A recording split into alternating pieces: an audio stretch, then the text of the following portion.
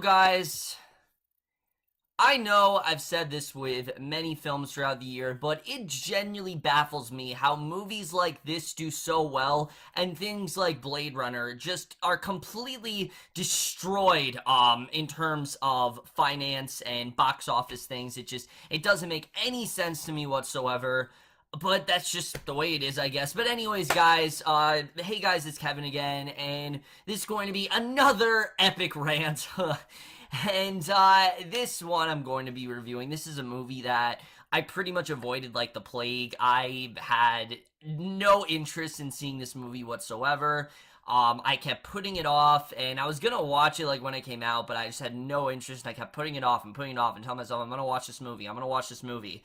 But now it's December, and I figured, you know what? I cannot possibly make a worse list and have an accurate list without seeing this movie. It's just not possible. There's no way I could ever do something like that. It just would not feel right, and now I have seen it, I've gone out of the way, and that is none other than a sequel to a movie that everybody wanted, that of course being 50 Shades Darker, which, right off the bat, I mean, you guys know how much I absolutely loved the first one. I thought it was a great movie. It was just, I can't even take it this seriously, guys, but 50 Shades of Grey was probably one of the worst movies I've ever seen. It's such a dumb plotline to begin with. It's just straight up fan fiction. It's really just a movie, I think, that's there to cater to a specific audience and not really deliver anything for the other, 1% that ends up seeing this movie. And just in general, I hated pretty much everything about it. So knowing 50 Shades Dark coming out, obviously I was in fact dreading it. I was hoping that maybe it would make this franchise just a little bit better, because I mean the first movie was as bad as you could possibly get. I didn't think it could get worse in that movie. And after watching this, honestly, I was wrong. This is way worse than the first one. Even though I gave the first movie the same rating, this movie is straight up worse than the first one. I hated everything about 50 Shades Darker. There's not a single good thing about this movie. And there's so many things that this movie does even worse than the first one does. What is the plot to this movie? Right off the bat, what is the plot? I don't know. The first movie at least had somewhat of a cohesive plot. This one really doesn't. I guess it's about how Anna is now, after Christian has, she's left Christian, she's now working at this one agency, and somehow Christian ends up following her to this art gallery, and for some reason, she decides to take him back. I don't know why you would take him back after everything he's done, but for some reason she decides to, and basically from there she gives him a list of terms of things that, she doesn't want him to do, and that's really it. There isn't really much of a plot to this movie besides that. I mean, there are little things happening, but let's just talk about it. First of all, the acting. The acting in this movie, which I'm going to say right off the bat, similar to the first movie. I don't think the actors are the problem here. I think these actors do have potential. Dakota Johnson has already showed me she definitely has potential as an actress. I don't really know why she relegates herself to these movies. I don't really understand it, honestly. I think she is a much better actress than this. She has shown before that she definitely is a very competent actress, and she can give a very good performance. But there's no way we're ever going to get something good out of her in this series. She's just not good. She really isn't. And again, I don't think it's because she's a bad actress, because she's just simply not trying. I think she doesn't want to do these movies, but she's forced to do them, and she's really just going through the motions, and her character is a completely different story. The character of Anastasia Steele, I thought was an idiot in the first one. I thought she was dumb enough in that movie that she just go along with everything that Christian Grey is telling her to do, even when she didn't want him to do it. She just seemed like such a shallow character. She's even worse in this movie, because here's the thing that I don't get about Anastasia Steele as a character. The character is supposed to be a little bit more in control role in this movie and is supposed to have maybe a better idea of what she really wants. Yet, every time Christian tells her to do something, she does exactly what he wants her to do. And there's never a point where she's saying, no, I don't want to do that. Yes, there maybe are points where this gets brought up, but everything he tells her to do, she pretty much, follows suit. And she does everything that he wants her to do in exactly the way that he tells her to do it. And I just can't stand this character. This character is one of the most shallow characters I've ever seen. People talk about how badly Bella was written in Twilight, and I don't think that's anything compared to Anastasia Steele. Anastasia Steele is one of the worst female characters, I think, of this entire decade. I hate everything about this character, and again, Johnson's a competent actress, but even she's not really caring in this role. Jamie Dornan as well, not really doing much with this role at all. He just kind of talks like this throughout the whole movie, in this very sensual, sort of, this very sensual, sort of suspenseful tone, and he just says this throughout the whole movie, and this is how he talks, and it's just really fucking annoying, honestly. And Christian Grey, this movie tries to make him a complex character, and they dive deeper into his past, and just makes him a lot more cartoony. I could not stand this character. Jamie Dornan as well, not good in this role at all. The two continue to have no chemistry whatsoever. I don't see a hint of chemistry between the two. If anything, it feels like these two are forced to be together. Like, it's like a Romeo and Juliet situation where they're like in an arranged marriage and they're forced to marry each other. It doesn't feel like they have that natural chemistry, and I still struggle to really figure out why these two are so in love. What is it about these two that draws what is it about Christian that draws him to Anna? What is it about Anna that draws her to Christian? I mean, I just don't get it. I don't get what these two really do have. I don't get the chemistry. It doesn't make any sense whatsoever. Surprisingly, though, they're not the worst in this movie. The worst characters in this movie are easily the new ones. Eric Johnson in this movie, oh my god, Eric Johnson. He plays Anna's boss at this, like I said, agency she's working at. He plays his character Jack, and I was watching this movie with a couple of my friends, and they told me to predict what I thought was going to happen, and literally everything I thought, beat by beat, that is what ends up happening with his character, and it's so dumb, it's so predictable. He's clearly just in there to create some sort of a love triangle between the two, and it's just really dumb. He doesn't really do much of anything in the movie. I really couldn't stand his character whatsoever. Elise Mumford is back as a character of Kate. Like I said, I wasn't a fan of her at all. She starts dating Christian's older brother. There's really nothing going on there. She's very much background. Bella Heathcote in this movie. Oh my god, Bella Heathcote. Throughout the movie, and look, I don't think Bella Heathcote is a bad actress, but I don't think she's particularly that great either. This movie just showed she's really not that great to me. This character of Lila, Lila's this character who she's in the background throughout the whole film. You don't know what her deal is. She's played as this like mysterious thing, and the direction her character goes in is so laughable. I couldn't help but pretty much just crack up at everything going on with her character, where she ends up going. It's so dumb, and once again, everything about her character I really couldn't stand. There's not a single good character in this movie. Everyone fucking sucks. There's no one here that I thought was anything noteworthy. No one here that I would say is anything worth talking about. So the acting, like I said, straight up sucks.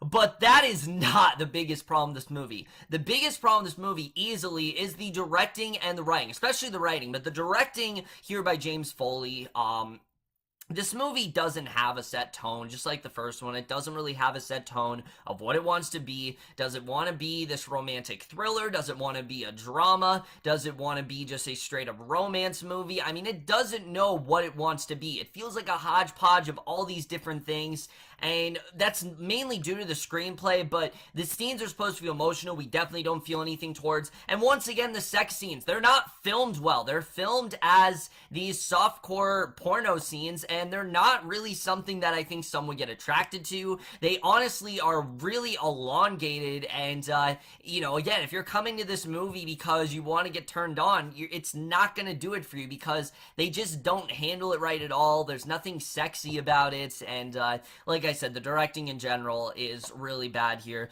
But easily the worst thing about this movie, especially compared to the first one, is the screenplay. Oh my god, this screenplay is amazing. It really is. It's amazing how bad this really turned out. Because the first one was already incompetent as it is, but again, what I will give the first one, it did have at least some sort of cohesiveness. Yes, it was a dumb story, and I really hated the story in the first one. Here, I don't think there really is a story. I mean, the whole movie just feels like this collection of events that happen. It doesn't really feel like a, very put together film. It feels more like the 50 Shades of Grey short story collection. That's really what this feels like. It doesn't feel like a full-on movie because there's so many things we get into in this movie and none of them are talked about again. Like, for example, what's going on with Anna and her boss. There's one thing that happens and then it's never really talked about again. This mysterious girl that keeps following them. That is brought up in the movie and then it's not really talked about again.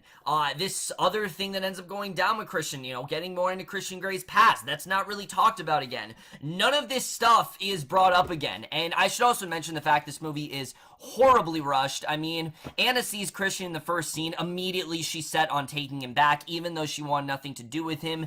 She immediately wants to take him back. She immediately wants to go on a date with him, and it makes no sense whatsoever. I mean, why would you shut this guy out if you were just gonna take him back? And so easily, she starts referring to him as her boyfriend within, like, 2 scenes of them getting back together. Yes, they get back together very quickly, they have sex, and then everything's fine. And again, it just makes Anna look incredibly shallow, especially when this movie, they're clearly trying to give her some more agency. They're trying to give her a little bit more focus. She still doesn't feel like she's that dominant. She still doesn't feel like she has much of a say in anything that's going on here. And Christian is still extremely protective of her. I mean, there's a scene where she says she wants to go on a thing with her boss, and he straight up tells her no. It's like, just leave. Like, you could do whatever you want. There are a lot of guys out there, and a lot of guys that I'm sure really want to be with you, and actually are really sensible individuals. Christian's not one of them. Just get the fuck away, move on, and that's the end of the story. You don't have to keep pining after this one guy.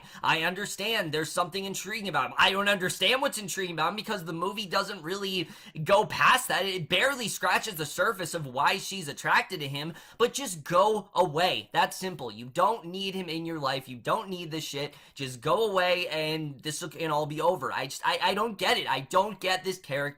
I don't get why she keeps going back to him.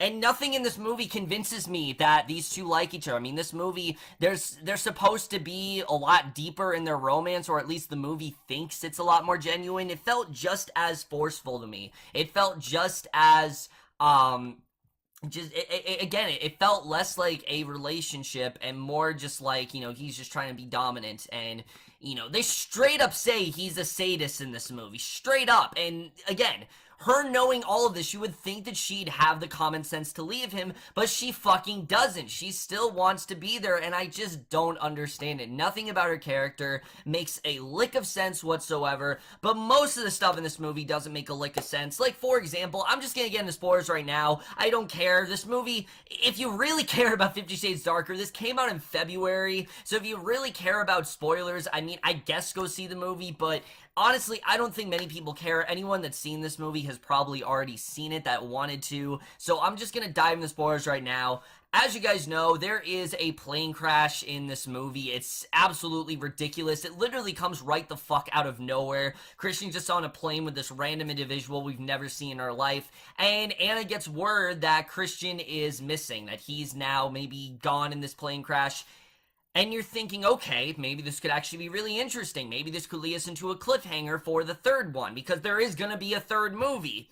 However, in that same exact scene, literally at the end, Christian just randomly shows up, completely unharmed, not a scar on him. He's absolutely fine, and that's it. Again, it's never talked about again. This is a plotline that they maybe could have done something with. Again, as much as I hate this series, they could have at least taken this somewhere. They could have at least maybe done something with this. They do fucking nothing. It's talked about for 5 seconds, and then he's back, and then it's just back to them just, just doing the deed every 5 seconds. That's what half of this movie is. Half of this movie is just them having sex. Why? Because they don't have a story. Because there isn't anything else for them to do. These sex scenes are really really just padding. That's all it is at this point. The first movie, maybe they had some sort of substance. Maybe. I'm still debating whether or not any of this series has any substance whatsoever, because a lot of it just feels very stylized to me. But this movie, again, the sex scenes are just filler. They're not there because they need to be. They're there because they don't know what else the fuck to do with the story. So they're just like, oh, sex, because that's what everyone came for. So let's just show the characters having sex. Let's just show, you know, Anna's new body. Let's just show Christian because, oh, the girls just think he's so damn attractive. Oh my god, it's ridiculous. I hated the directions this movie went in. As well as, like I said, that one character in the movie, where they end up going with her is so fucking stupid. I can't believe they actually went the direction they did with her. And again, it's never brought up again, as we know in the scene. And again, I'm getting to spoilers right now. I don't think you guys care. But of course, in the movie, as we know, she ends up pulling a gun on, you know, Anna. She's there to kill her, clearly because she took Christian from her. And again, it doesn't make much sense because we haven't really heard about this character before. The character we're following throughout most of the movie who's like this is, Kim Basinger's character. So the fact that she's the one to go after Anna is just really dumb overall. And Christian, you know, you'd think that because of how much he clearly loves Anna, which they straight up say they love each other in this movie. He goes as far as to propose for her. You think that he would do something, like maybe try to hurt Lila or try to kill her because, I mean, she's a crazy bitch.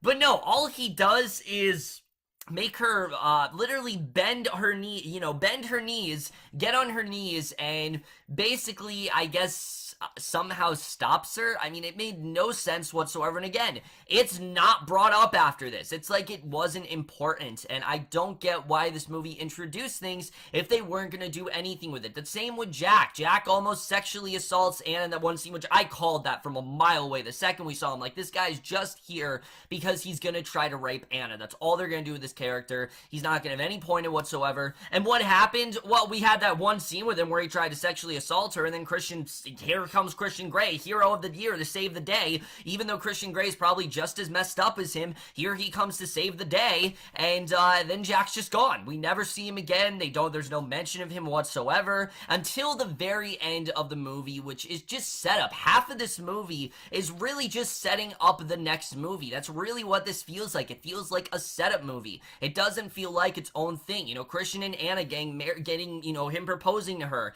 That's setting up their marriage for the next movie.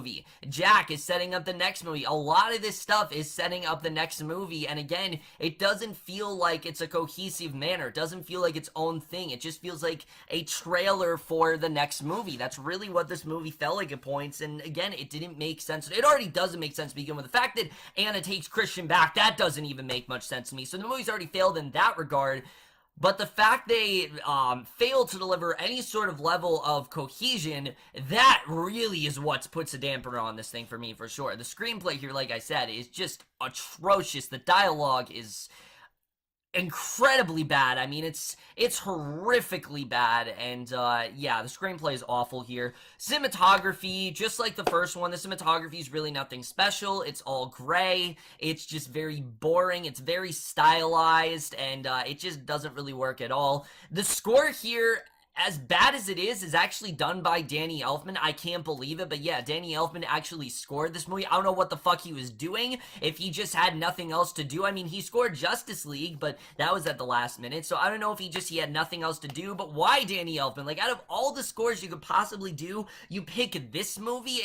It doesn't make any sense. This guy's known for doing some of the best scores of all time, and he does 50 Shades Darker. I just don't get it whatsoever. The editing here, like I said, is extremely choppy. There's so many points in the film where a certain thing happens and then they just cut to a random scene, and then it has no point in the movie whatsoever. There's so many scenes of Anna in her office, and they don't amount to anything. Again, it's just trying to show, oh, Anna's more headstrong, oh, Anna's more focused, but again, she's really not, because she's still taking back Christian Grey. She's still doing all the things that she told him in the beginning of the movie she didn't want to do. By the end of the movie, all the things that she said she didn't want to do, you can pretty much just erase all of those because she does end up doing them. And it's just a complete disaster on all fronts in every way possible. Guys, 50 Shades Darker sucks. I really don't know what else to say about this movie. This movie is just such an atrocity. I don't know why these movies do so well. Well, I mean, I do know why they do so well. They do so well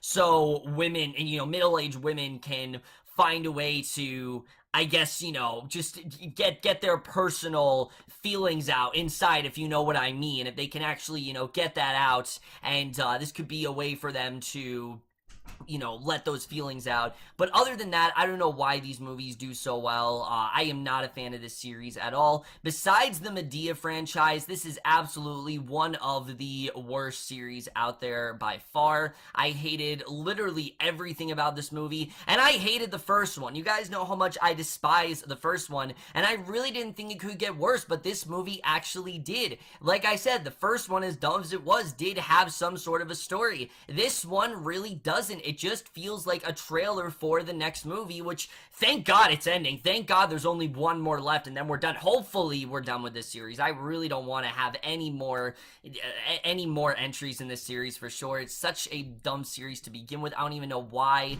this is a franchise in general. It's a horrible movie. It's something that I encourage none of you to see. If you hated the first one, you're probably going to hate this one just as much. Maybe it has some moments that are a bit laughable, but there's very little entertainment value in this movie, honestly. There's not really much to talk about when it comes to this film, besides the things that I did say. There are so many things that just feel so out of left field. It seems like they were trying to go big, they were trying to really raise the stakes of the first movie, and they just made it so much sillier and almost like a soap opera. There are scenes in this movie that really do feel like a soap opera, especially towards the end for sure. I don't know where we're going from here, but it's definitely going to go into some really dumb territory. Like I said, this is easily one of the worst movies I have seen all year. Of course, I am absolutely going to give 50 Shades Shittier a big, fat, fucking F. Fuck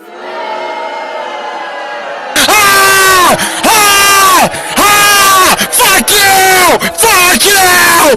Fuck you! I mean, what were you guys expecting? I hated this series, and there was no way it was gonna get better. I tried to go in open-minded, but this is just one of those series I can't see this series getting any better. I can't see this series ever improving itself. It's already dumb to begin with. I don't see how it can get any worse than this, honestly. This is as bad as I think it's gonna get, but somehow I can see Freed even getting worse. I really could see that happening because of what's gonna happen in Freed overall. But either way, guys, don't watch this movie. Seriously, don't watch it. Whatever you do, stay the fuck away from this franchise. Unless you're a fan, which I know this series does have its fans. I don't understand it, but they do. But that's in my review. Hope you guys enjoyed it. Let me know what you guys thought of this movie overall. We'll see you guys in my next video, which I promise you will be for something better than this, and I will see you guys for that. Okay, bye.